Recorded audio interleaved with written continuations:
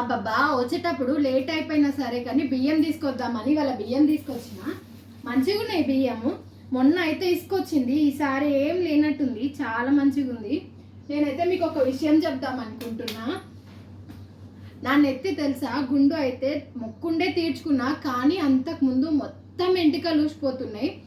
ఈ ఆయిల్ మా అమ్మ వాళ్ళు వాడినరు, మా అమ్మ వాళ్ళ ఇంటి సైడ్ కూడా అందరు వాడిర్రంట, చాలా మందికి మంచిగా పెరిగినాయి అంట.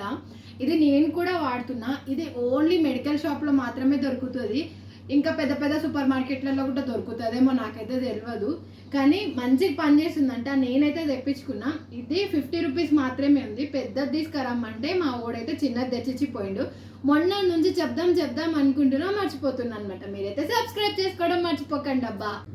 కనిపిస్తుంది కదా, ఈ హెయిర్ ఆయిల్ అనమాట. నా వీడియోలో కొంచెం కనిపించట్లేదు, అందుకే ఇట్లా పెడుతున్నా. మళ్ళీ చూడండి.